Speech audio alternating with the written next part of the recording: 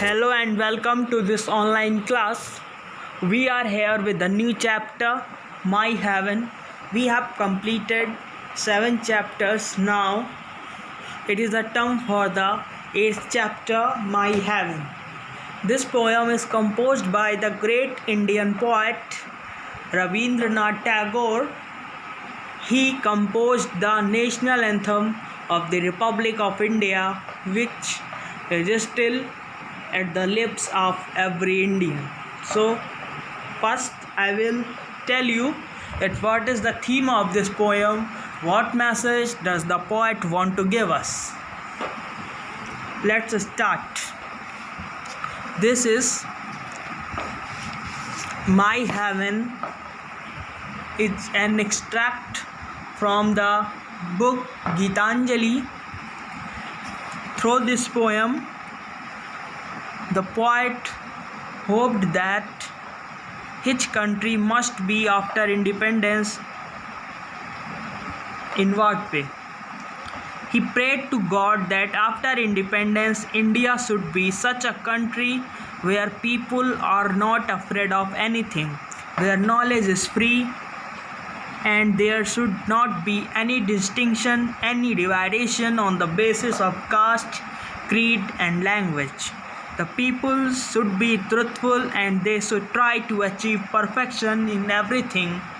So, इस poem के through poet ये आशा करता है कि स्वतंत्रता के बाद भारत किस प्रकार का हो। वो चाहता है कि इन इंडिया भारत में जाति, धर्म, रंग, रूप आदि के आधार पर कोई भी भेदभाव ना हो तथा वहाँ शिक्षा मुफ्त हो और प्रत्येक भारतीय परफेक्शन की ओर अग्रसर हो, पूर्णता की प्राप्ति की ओर अग्रसर हो.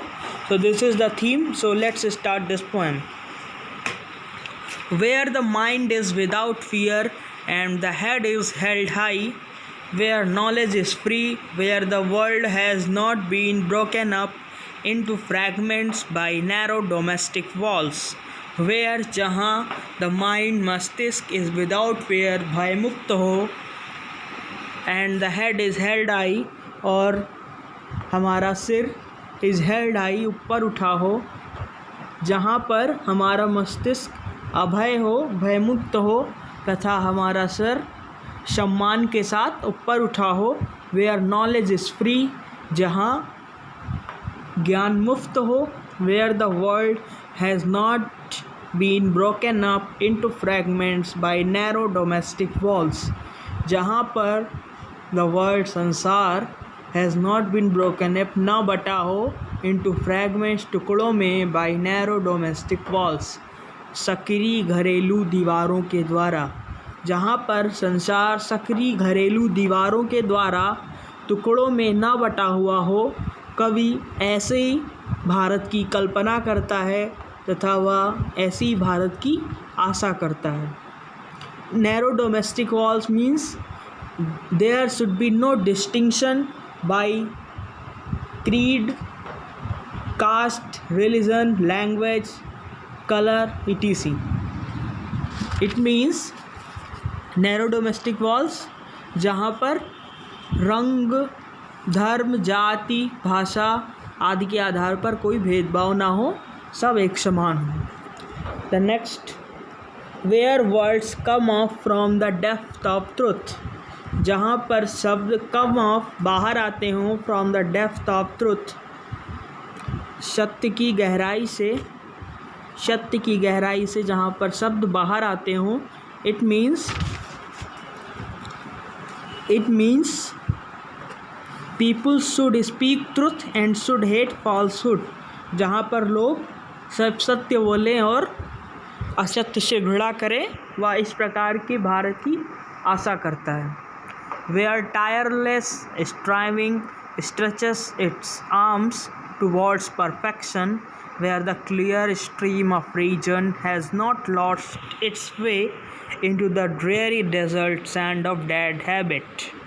Where tireless, जहाँ tireless निरंतर बिना थके, striving efforts प्रयास स्ट्रेचेस फैलाता हो इट्स आर्म्स अपनी बाहें टुवर्ड्स परफेक्शन पूर्णता की ओर, जहाँ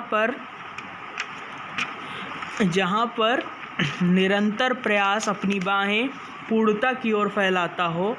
it means every people should try to achieve perfection in everything.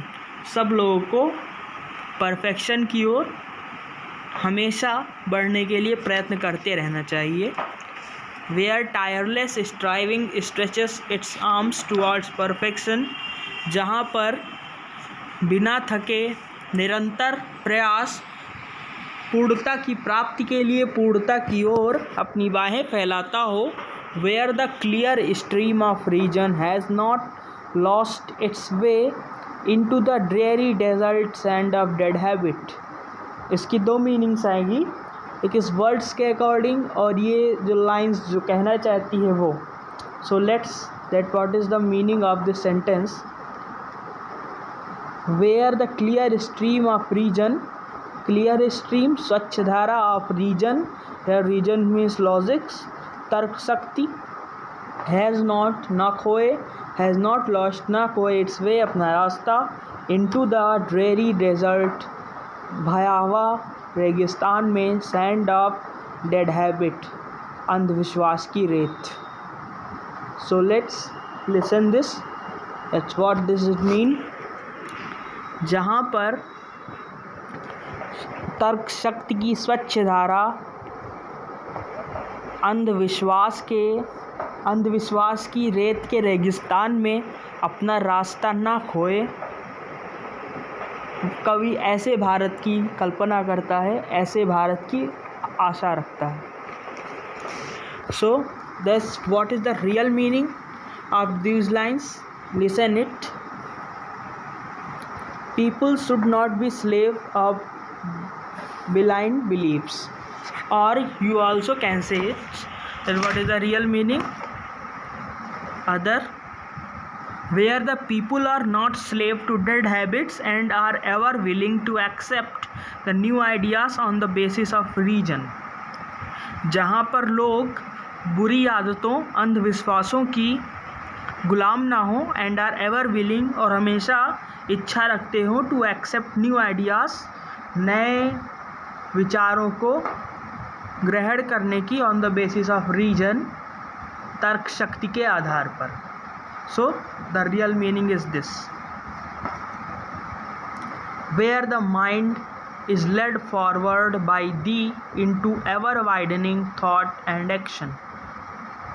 जहाँ पर मस्तिष्क इज लेड फॉरवर्ड आगे बढ़े, बाई दी मतलब गॉड ईश्वर के द्वारा, ईश्वर की प्रेरणा से, इनटू एवर वाइडनिंग हमेशा प्रोग्रेस करता हुआ, हमेशा उन्नति करता हुआ, थॉट एंड एक्शन विचारों और कार्यों के क्षेत्र में। जहाँ पर हमारा मस्तिष्क ईश्वर की प्रेरणा से ever progressing means ever progressing हमेशा उन्नति करते हुए विचारों और कार्यों की ओर आगे बढ़े। Into that heaven of freedom my father let my country awake, into that heaven of freedom स्वतंत्रता के उस स्वर्ग में, माई फादर मीन्स गॉड, हे ईश्वर, लेट माई कंट्री अवेक मेरे देश को जगा दो, मेरे देश को स्वतंत्रता के बाद ऐसा ही बनाओ। ये in this way the poet hoped that in what way his country should be after independence. So listen its central idea, that what is the central idea of this poem. Listen it. Central idea you will write first line, that my heaven is an inspiring poem of Rabindranath Tagore. The poet prays to God that his country should be free. There should be no distinctions of religion, caste or gender in any field of life. He wants a nation where people are truthful. The world should be come out from the depth of their hearts According to poet, the poem is a prayer to God. The poem was written during the time when India was under the British rule and people were eager to get freedom. इसकी Hindi, My Heaven Rabindranath Tagore की एक प्रेरणादायक कविता है. The poet prays to God, कवि ईश्वर से प्रार्थना करता है कि उसका देश स्वतंत्र होना चाहिए. उसके देश में धर्म, जाति और लिंग, भाषा आदि के आधार पर जीवन के किसी भी क्षेत्र में कोई भी भेदभाव नहीं होना चाहिए.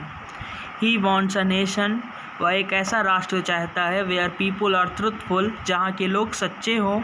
The world should be come out from the depths of their hearts, और जहाँ पर उनके शब्द उनकी हृदय की गहराइयों से निकलें.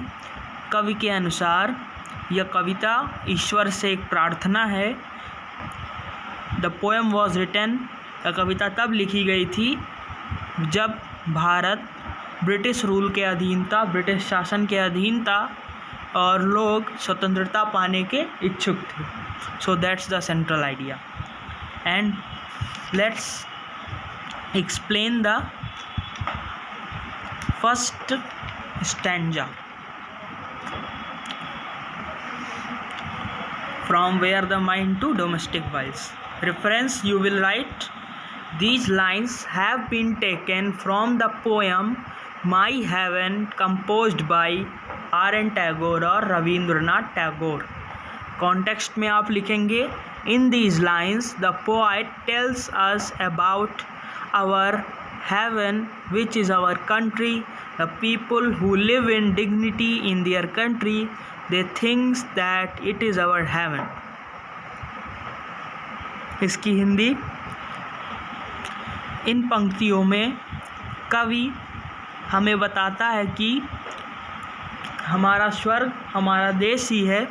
The people who live in dignity in their country, जिस देश में लोग आत्मसम्मान के साथ रहते हैं वही देश स्वर्ग होता है, वही हमारा स्वर्ग है. Explanation, in these lines the poet prays to God that the country should be free for any fear. The poet wants that everyone in his country should be free to live in dignity. He dreams of a nation where the knowledge is free for everyone. The people can get knowledge without restriction. According to poet, there should be no distinctions of religions, caste, or gender in any field of life. In Hindi, you will listen it. इन पंक्तियों में कवि ईश्वर से प्रार्थना करता है कि देश स्वतंत्र होना चाहिए, कि उनका देश किसी भी प्रकार के भय से स्वतंत्र होना चाहिए. द पोएट वॉन्ट्स दैट, कवि चाहता है कि उसके देश में प्रत्येक लोग आत्मसम्मान से जीने के लिए स्वतंत्र हों. ही ड्रीम्स ऑफ ए नेशन, वह एक ऐसे राष्ट्र का स्वप्न देखता है जहाँ पर शिक्षा मुफ्त हो, सभी के लिए शिक्षा मुफ्त हो. People can get knowledge without restriction, लोग बिना भी किसी भी रुकावट के शिक्षा पा सके. कवि के अनुसार जीवन के किसी भी क्षेत्र में धर्म, जाति और भाषा के आधार पर कोई भी भेदभाव ना हो. So this is the explanation of first stanza. So you should explain the other stanza and I will be back with the next chapter.